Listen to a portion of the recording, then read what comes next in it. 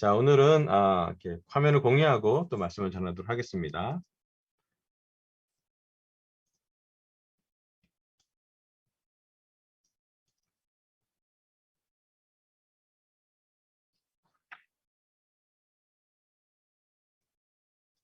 네, 지난주에 주일 예배 때 폭풍 속에서 나아가는 법 첫 번째로 말씀을 전했습니다. 기다려라, 두려워하지 말아라. 또 두려워하지 말기 위해서 진리, 또 사랑, 믿음으로 두려움을 떨쳐버려라 라는 주제로 말씀을 했고요. 원래 그 설교가 이제 세 번째 포인트가 있는데 재밌는 건 이 세 번째 포인트가 또 세 개의 작은 포인트가 있어요. 그래서 따로 나서 그 설교를 좀 1, 2부로 나눠지게 했는데요. 오늘은 폭풍 속에서 나아가는 법, 두 번째는 이제 기억하라, remember라는 주제로 말씀을 전하고 싶겠습니다. 우리 삶에 많은 폭풍이 지금도 뭐 직장에서도 불고, 또 저희 관계 안에서 불고, 교회 안에서도 불고, 또 개인적인 우리 감정도, 또 여러 가지 우리 주위에 복잡다단한 그런 상황 속에서 우리 안에는 감정으로도 매일 폭풍 속에서 경험하고 있는 우리들인 것 같습니다. 우리 삶은 계속적으로 변하고 있고요. 우리가 폭풍 속에 있을 때면은 많은 것들이 이렇게 흔들리게 되고, 감정도 흔들리게 되고, 관계도 흔들리게 되고, 우리가 이렇게 안정화됐던 많은 것이 좀 요동치는 그런 경험을 하게 됩니다. 그때 기억해야 하는 것은 변하지 않는 것들.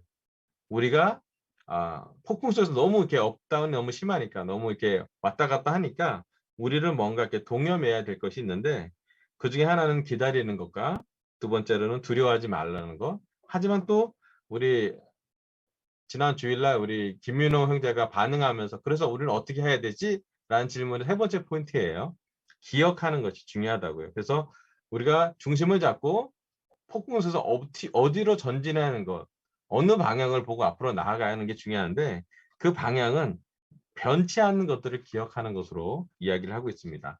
말씀을 보면서 전달을 하도록 하겠습니다. 다시 한번 전달한 우리 캠퍼스 젊은 피 우리 이용 형제가 나눴던 설교 제가 전달합니다. 로페리 목사님이 원래 하셨고요.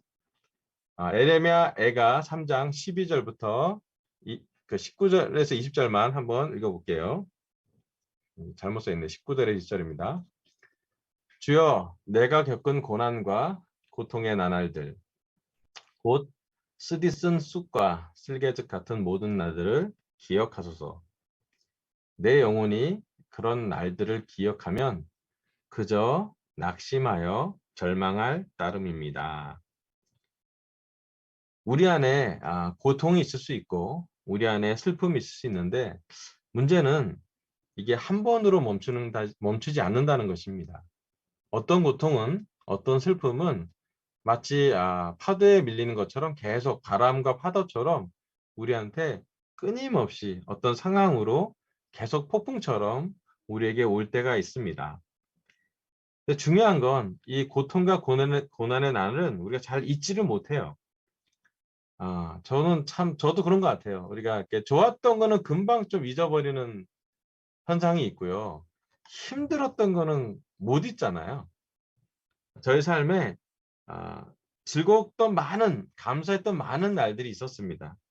하지만 돌이켜 이렇게 보면 제가 겪었던 고난이나 또는 억울함이나 또는 아팠던 거나 그런 어떤 폭풍에 관련된 일이 있을 때 저는 잘 잊혀지지 않는 것 같아요. 그리고 그때 느꼈던 좌절감이나 배신감이나 무력감이나 원망스러운 마음이 여전히 제 마음을 이렇게 잘 움켜쥐을 때가 많은 것 같아요. 어떨 때 보면 기쁨의 아주 좋은 감정보다 슬픔이나 이런 부정적인 감정이 더 우리한테 크게 와닿는 것 같아요. 더 길어요, 또. 기쁨은 좀 잠깐 같고요. 잠깐 기뻤다가 행복했다가 갑자기 슬픔은 좀 많이 길고 깊고 또 자주 오고 다양하고 어쩌면 그래서 우리 주위에 우울한 형제자매들 또 우울한 사람들 찾는 건 그리 어려운 일이 아닌 것 같습니다.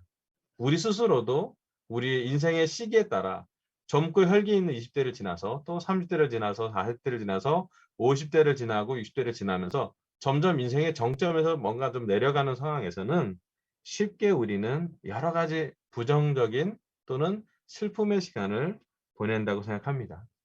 예레미야 애가는 예레미야가 가졌던 그 무력감, 그 슬픔, 그 쓰디쓴 쑥과 같은 쓸개즙 같은 너무너무 힘든 그런 시간을 기록하고 있고, 그의 기록은 그래서 지금 슬픈 모든 우리들에게 애가 슬픔의 노래로서 공감이 되고, 인간이 갖고 있는 가장 원초적인 고통 중에 슬픔이라는 그 감정을 기록하고 있다고 생각이 듭니다. 하지만 이 에레미야는 그 슬픔 가운데서도, 그 폭풍 가운데서도 그가 나아가는 법을 에레미야 애가에 기록되어 있는데, 에레미야 3장을 나중에 한번 여러분 집에서 읽어보세요. 그가 너무 슬픈 이런 상황에서도 딛고 일어서는 과정이 마치 시편처럼 너무 어렵고 억울한 상황이고 이해되지 않은 상황이지만, 그런 상황에도 불구하고 그가 그의 마음을 잘 추스리면서 폭풍 속에서도 앞으로 나아가는 법을 성경에서는 기록하고 있습니다. 오늘 제 설교 첫 번째 포인트는요, 주님께서 아직도 우리를 사랑하심을 기억하라입니다. 주님이 아직도 우리를 사랑하심을 기억하라. 말씀을 에레미야 3장 21절부터 24절 읽어볼게요. 그러할지라도 다시금 마음속 깊이 곰곰이 생각해 보면 도리어 소망이 생겨나는 것은 우리를 향한 주님의 큰 사랑과 자비가 영원토록 다함이 없기에 우리가 완전히 소멸되지 않았다는 사실입니다. 진실로 이 사실이 아침마다 새록새록 새로운 것은 정녕 우리를 향한 주님의 신실하심이 크고도 크기 때문입니다. 그러므로 내 영혼이 주를 향해 외치기를, 주님은 나의 유산이시니 내가 오직 주님을 바라봅니다 하도다. 아멘. 예레미야는 폭풍이 왔을 때, 찾아왔을 때 주님 앞에 잠잠히 기다렸습니다. 그는 기다리는 가운데 그의 상처들과 더불어 기억한 것이 마음속 깊이 곰곰이 생각해 봤던 거예요. 그는 외면의 폭풍을, 감정의 폭풍을 내면에서 깊이 있는 무엇으로 찾아가서 내면의 것으로 상황이나 문제나 국가의 어려움이나 가족의 어려움이나 관계의 어려움, 외면의 어려움을 내면의 뭔가를 통해서 앞으로 나아간 것 같습니다. 그 중에 하나가 여기 나온 말씀처럼 주님의 크신 사랑과 자비가 영원토록 다함이 없다고, 소멸되지 않았다고. 우리가 한 가지 분명히 폭풍 속에서 알아야 될 것은, 비록 폭풍 속을 걸어가는 고통 중이라도, 아프더라도, 억울하대도, 눈물이 나도록 너무 힘들지라도 한 가지 우리가 알아야 할 것은 주님이 여전히 우리를 사랑한다는 것이에요. 주님께서는 여전히 우리에게 예수님을 보내셔서 십자가의 고통 중에서도 포기하지 않는, 우리 죄를 용서하고 우리와 하나님과 연결시켜주는 깊은 사랑을 한 것을 기억합니다. 많은 경우에 우리가 폭풍이 오면은 쉽게 넘어지는 어떤 장애물 같은 것이 뭐냐면, 우리만 힘들다고 생각을 많이 하는 거예요. 왜 나한테만 이러지? 왜 우리 가족만 이러지? 왜 우리 교회만 그러지? 왜 우리나라만 그러지? 왜 내가 다닌 직장만? 왜 우리 집 상황에는 이런 상황만 갖고 되풀이되냐라는 생각인데, 조금 더 깊게 보면 폭풍 속에서 우리가 한 가지 분명히 아는 것은 하나님이 우리를 사랑하는 것을 다시 한번 곰곰이 깊게 생각해 볼 필요가 있다는 것이에요. 폭풍 속에서 우리를 기억해야 될 것은 주님께서 여전히 우리를 사랑하시고 충분히 우리를 회복시켜 주실 분이라는 것입니다. 큰 폭풍은 깊은 상처를 남깁니다. 어떤 상처들은 회복되는데 긴 시간이 걸리고, 어떤 상처는 아예 회복되지 않다는 것 같은 생각이, 느낌이, 이 상태는 회복이 안 될 거야 라고 생각하는 느낌이 들 때도 있습니다. 하지만 하나님은 새로 시작하는 일에 전문가이시고 능력도 있고 성령님의 능력도 있습니다. 하나님은 멸망한 나라를 회복시켰고 무너진 관계들을 회복시켰고 온 땅을 홍수로 덮으신 뒤에 이 세상을 새롭게 온 세상을 회복시킨 분이 바로 하나님이십니다. 우리가 폭풍 속에 있을 때 기억해야 하는 것은 또 신뢰해야 하는 것은 하나님이 여전히 우리를 사랑하시고 우리를 불쌍히 여겨 주신다는 것을 깊게 곰곰이 느끼는 것입니다. 우리가 어떤 폭풍을 지나고 있는지 저는 다 알지 못합니다. 어쩌면 목사인 저지만 여러분 각자가 어떤 고통을 다 느끼고 있는지 제가 완벽히 이야기는 어려운 것 같아요. 하지만 하나님은 여러분의 감정, 여러분의 육적인 상태, 여러분의 관계적인 상처 모든 것을 다 아십니다. 여러분이 앞으로 어떤 폭풍을 만나게 될지도 모르겠지만 주님은 그것도 아십니다. 한 가지 분명한 것은 그 모든 어려움과 폭풍에서부터 우리 상처를 회복시켜 줄 분이 하나님이라는 거예요. 제가 한 가지 아는 건 하나님한테 사랑을 직접 깊게 받는 사람이야말로 새로 회복될 확률이 높다라는 것이에요. 그리고 하나님과 관계를 깊이 가져가는 것이야말로 폭풍 속에서 하나님이 우리에게 가르치는 가장 중심적인 훈련이 하나님한테 의지하고 하나님의 사랑을 기억하고 하나님이 우리를 불쌍히 여기심을 간절히 기도하라는 것입니다. 주님이 우리를 아직도 사랑하는 걸 기억하는 건 정말 중요한 것 같아요. 세상에 많은 관계들이 깨어질지라도 많은 사람들이 나를 미워할지라도 심지어 우리 육적인 가족이 우리의 부모님이 우리의 형제가 우리의 자매가 더 심하게 얘기하면 우리 교회 안에서도 깨어진 관계가 있을 수 있는데 한 가지 하나님 우리에게 얘기하는 거는 하나님은 여전히 사랑하는 것을 기억하라고. 우리 주위에 깨어진 관계 때문에 하나님 관계까지 깨지 말라는 것이에요. 반대로 우리가 뭘 잘했기 때문에 죄가 없기 때문에 하나님 우리를 사랑하는 것이 아니라 죄가 있음에도 불구하고 조건 없는 사랑은 하나님만이 우리에게 주는 것임을 기억하면 좋겠습니다. 네, 두 번째 말씀은요. 주님만이 나의 희망이라는 것을 기억하라고. 첫 번째는 주님이 아직도 우리를 사랑하심을 기억하는 것이고요. 두 번째는 주님만이 우리의 희망이라는 것을 기억하라는 것입니다. 여기 예가 3장 24절 보면 그러므로 내 영혼이 주를 향해 외치기를 주님은 나의 유산이시니 내가 오직 주님을 바라봅니다 하도다. 주님의 사랑 다음에 우리가 기억해야 될 것은 여기 나온 것처럼 주님을 바라보는 사람, 주님만이 나의 희망이라는 것을 외치고 고백하는 시간이 필요하다는 것이에요. 주님은 내가 가진 모든 것, 주님은 나의 희망, 그것이 우리의 큰 고통 중에 고백이기를 바랍니다. 우리 삶을 돌아봅시다. 저는 내 삶을 돌아볼 때 정말 주님만이 나의 희망이었는지 자꾸 되물어보게 됩니다. 때로는 우리가 희망을 보이는 것에 두고 싶은 유혹이 들고요. 때로는 우리 희망을 보이는 사람한테 두고 싶을 때가 대단히 많아요. 물론 우리가 어렸을 때는 부모한테 희망을 두고 싶고 우리를 믿어주는 사람한테 희망을 두고 싶은 약자의 삶을 살았죠. 하지만 이제 어느새 우리는 성인이고 영적으로도 우리는 15년, 20년, 30년 이상 된 제자로서 주님만이 우리의 희망이라는 것을 우리는 머리로 알아요. 하지만 여전히 주님이 희망이지만 내 앞에 보이는 것을 의지하고 싶고 보이는 것을 희망하고 싶고 보이는 것에 제 마음을 둘 때가 솔직하게 있습니다. 정말 우리 삶에 주님만이 나의 희망이었는지 여전히 하나님은 폭풍 속에서 우리에게 훈련하게 됩니다. 폭풍이 전혀 보이지 않는 맑디 맑은 날에도 우리는 진정으로 하나님을 삶의 희망이라고 이해하고 있는지. 어쩌면 폭풍이 올 때 아무것도 어떤 사람도 의지할 수 없을 때 그때 오히려 하나님만을 의지할 수 있을 거예요. 사도 바울은 이야기합니다. 고린도후서에. 고린도전서에는 좀 강한 사도 바울이 나오지만 고린도후서의 사도 바울은 약한 죽을 고비를 몇 번이나 넘겼던 사람의 글이 나옵니다. 그런 얘기합니다. 나는 죽을 위험을 느꼈고 죽었다고 느꼈다고요.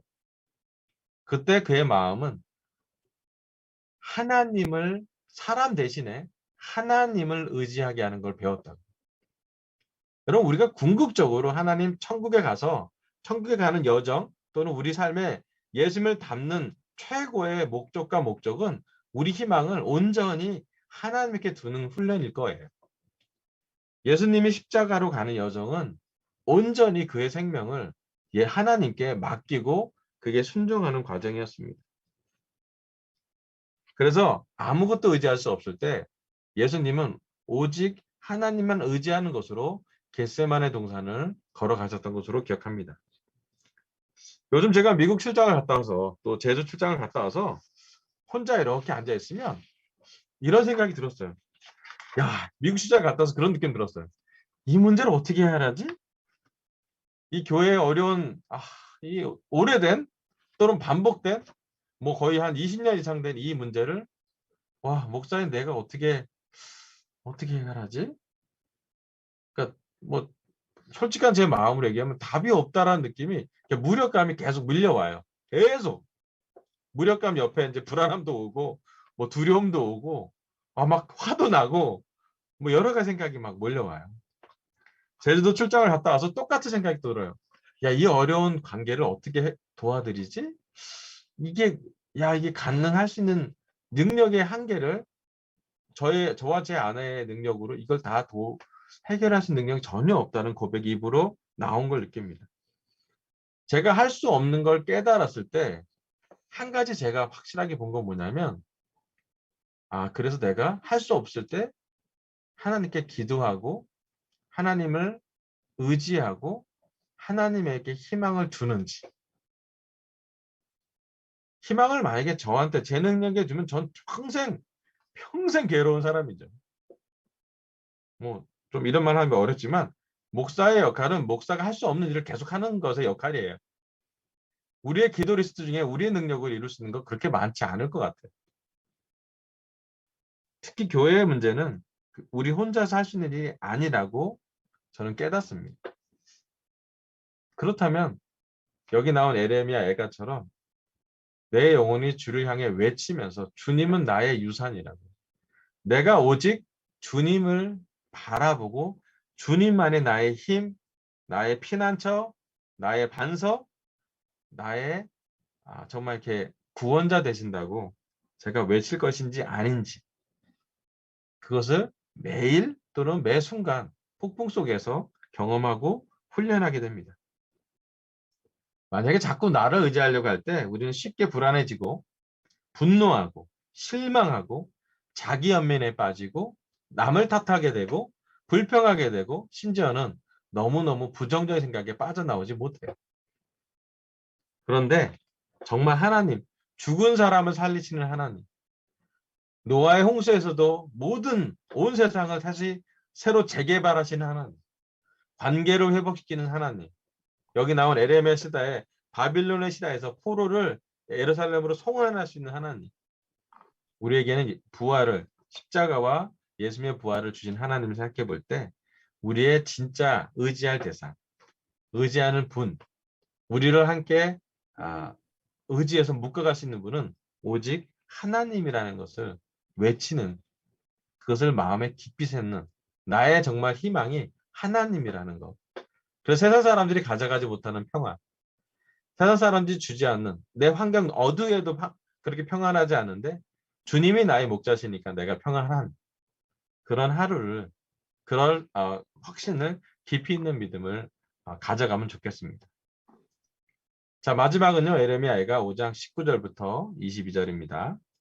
에레미야가 5장 19절부터 22절 제가 읽어보겠습니다.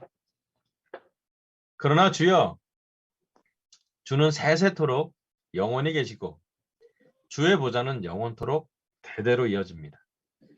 그러할진대 주께서 어찌하여 우리를 영원히 잊으시고 어찌하여 우리를 이토록 오랫동안 버려두십니까? 주여 우리를 다시금 주께로 돌이켜 주소서. 그리하시면 우리가 기꺼이 주께로 돌아가겠사오니 우리의 날들을 새롭게 하셔서 우리의 영광을 옛적같이 회복시켜 주소서. 정녕 주께서는 우리를 아주 저버리신 것입니까? 정녕 주께서는 우리에게 베푸신 그 크신 진노를 영영 풀지 않으시옵니까? 그렇지 않으시다면 우리를 속히 회복시켜 주소서. 아멘. 예레미야 애가의 마지막 장의 마지막 구절은 하나님의 영원하심을 기억하고 기록하고 마무리 회복시켜 달라는 기도문 같은 형식으로 마무리됩니다. 오늘 폭풍석에서 나아가는 거 기억하라 마지막 포인트는요. 하나님이 영원히 다스린다는 것을 기억하라.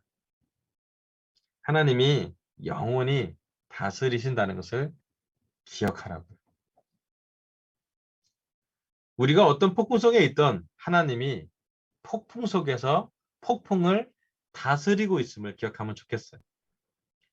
상황이 얼마나 복잡하고 답이 없어 꼬여있든 하나님은 폭풍 안에 또 폭풍 밖에 폭풍 넘어서도 계시다는 것이에요.